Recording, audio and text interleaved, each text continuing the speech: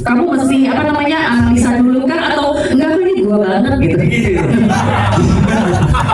Jujur karakter ini karakter yang lumayan paling menarik selama aku main gitu, karena layarnya banyak, waktu dia ketemu sama Rena, ketemu keluarga Rena gitu. Tapi emang waktu pertama kali syuting banyak ngobrol sama Ibu Dina. Kira-kira apa sih yang Ibu lihat dari karakter ini? Apa sih karakter yang pengen kekanakannya kah?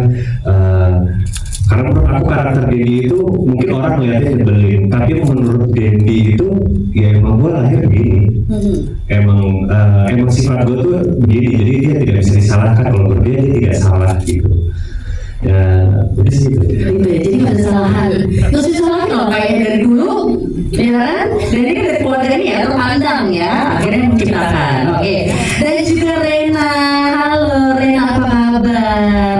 Aku ya kita dapat ya, dari kita dapat. Rena, kamu bingung nggak untuk menentukan? Kamu sih nggak bingung ya menentukan ya. Tapi akhirnya seorang Clara dan akhirnya dapat kesempatan untuk series yang ini kayaknya adegan-adegan baru banget ya. Adegan-adegan itu adegan bikin lutut emas ya, adegan banget ya, yang bikin lutut emas Ren, Ren lagi Clara, tapi dari sini kan banyak banget yang bikin lutut lemes ya. Banyak, besoknya ini kan skandal, jadi banyak banget bikin deg-degannya. oh banyak ya. Aku nonton di dalamnya sambil Rasanya waktu syuting nggak begini ya, tapi berarti banyak Maksudnya adegan. juga tutup mata nggak sih? Tapi kan kita semua orang yang tutup mata waktu itu pasti. Oh, cuma sutradara doang soalnya. Ya. Clara, ini kan pokoknya bikin lutut lemas ya. Tapi bukan cuma adegan-adegan itu aja ya. Tapi semua bikin lemas. Banyak adegan yang bikin lemas.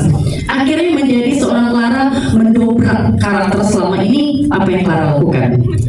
Sudah banget ya. Dobrak kayak mal ini dobrak pintu.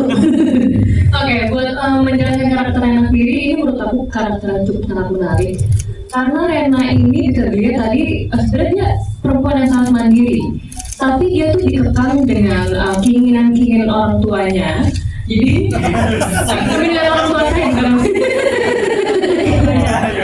Fokus Rena di sini adalah gimana menjaga image keluarganya, dan kebahagiaan keluarganya itu adalah kebahagiaan Rena.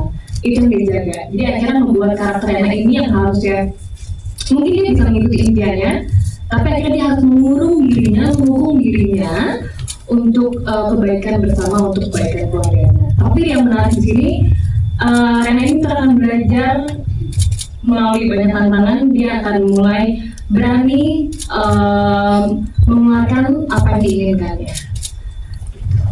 Oke, terima kasih ya Clara. Sekarang Maxim. MC nggak ada di sebelahnya ya? Maxim, kamu Sekarang dua mic aja dulu.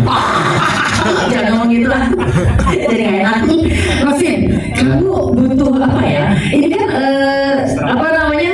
Aku langsung aja ya karakternya kan ini kayaknya yang aduh idaman banget gitu ya. Pokoknya ada yang the good person-nya gitu kan ya. Sampai akhirnya kalau karakter dia udah tahu banget ya. Tadi karakternya Pak WO ya? Ya aku ya. WO ya. Nah, ini kalau diceritakan ini punya masa lalu dengan Rena. Iya. Iya kan? Nah, akhirnya untuk membangun emosionalnya si Bayu ke Rena ini susah nggak? Oh enggak. Enggak. Dampaknya kenapa? Oke, jadi Bayu ini sih memang menarik banget sih. Kayaknya seharusnya dia dipromosi jadi detektif ya nanti pas episode 6 kayak menurut aku. Tapi, Siapa jadi detektif? Bayu. Oh, Bayu. Oh, kira gua mbak. Oke, enak aja. Oh, Bayu ya, baiklah. Ya jadi pertanyaannya gimana? Lu pasti terpaku dengan kecantikan saya. Sama namanya. Jadi untuk membangun karakter Bayu yang akhirnya tadi kamu bilang kan, akhirnya dia dari orang yang sebenarnya terima-terima aja, akhirnya menjadi seorang yang apa namanya, gua akan beberapa lagi bahasanya.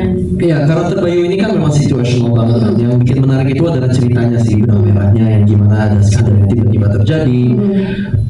Bayu ini kan sebenarnya orang biasa, dia WO yang benar-benar humble, terus tiba-tiba ada sesuatu yang besar yang tiba-tiba datang yang juga ada bumbu-bumbu politiknya itu, dan itu karena cintanya, karena banyak aku takut cintanya Bayu dan Rena itu sangat pure. Dia itu akan ngelakuin apapun untuk cari itu dan ya untuk try to save her sebenarnya sih.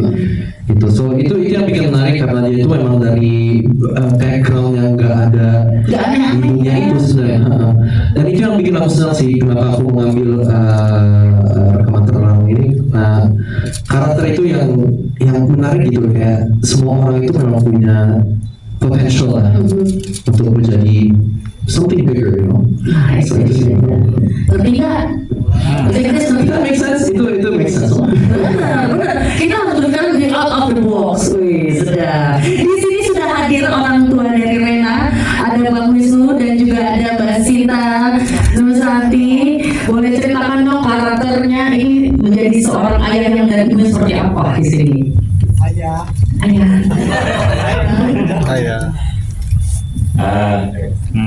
Ya. Assalamualaikum. Waalaikumsalam. Gaspol. Ya. Gaspol. Gaspol sampai tuntas. Ya.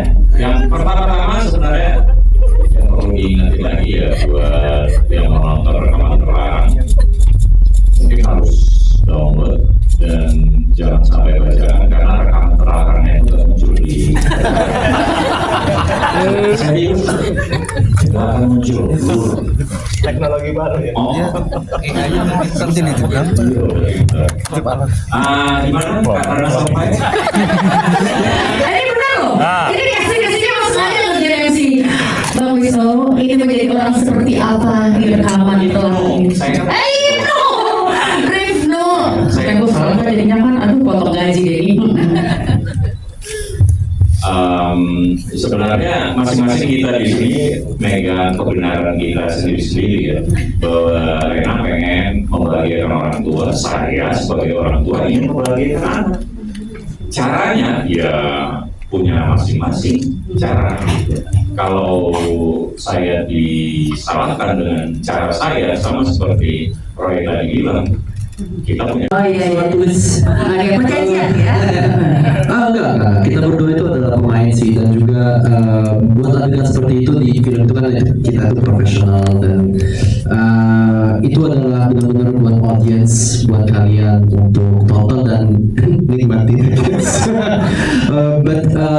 Tapi secara treatment sih kita benar-benar mikirin the best buat picture-nya gitu.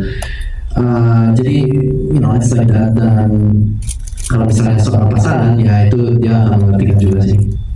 Gitu. Apa? Boleh lanjut sampai maghrib. Boleh. Pertanyaan sama juga sama Kak Clara, kan juga udah punya pasangan ya. Sama nggak sih cerita itu juga, dan apakah ada batasan-batasan kalian dalam berada dan bikin Iya, sebenarnya jawabannya sama kayak Mbak Gina, kan semua itu ada treatment shot juga dari Ibu Gina.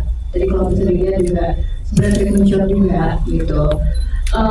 Gimana pun juga kita harus memberikan emosi yang tepat di adegan yang dibutuhkan gitu. Untuk karena kan ini juga judul juga rekaman terlarang, jadi mau kan emang harus pusat gitu. Itu menjadi guidance dari seluruh episode inilah untuk membuat lebih menarik. Dan balik lagi nanti yang akan difokusin adalah mencari pelakunya nanti gitu, yang akan menarik sih. Kalau masalah pasangan ya lebih ke profesional aja sih, sama-sama mengerti juga. Oke, sudah puas? Hah? Batasan gak ada batasan Pak? Umur 21 plus. Batasannya tadi bilang mereka profesional. Soalnya pertanyaan lo apa coba? Berapa kali take untuk ciuman? Iya kan? Berapa kali take? Mbak Dina, berapa kali take? Berapa kali? Untuk adegan jujur. Mungkin mau jelasin sedikit, kalau setiap kali kalau kita ada adegan seperti itu pasti kita akan ajak diskusi dan juga diberi kita diskusi terus berapa jauh batasan, dan itu semua akan kita diskusin langsung gitu sebelum kita take. Saat kita take pun juga limited kru orang yang di dalam, akhirnya semua materi juga kita simpen, yang akan edit juga limited person. Kalau berapa kali take kayaknya kalau nggak salah itu kita kameranya langsung jalan follow, jadi cuma 3 kali. Tapi kesannya panjang sekali gitu.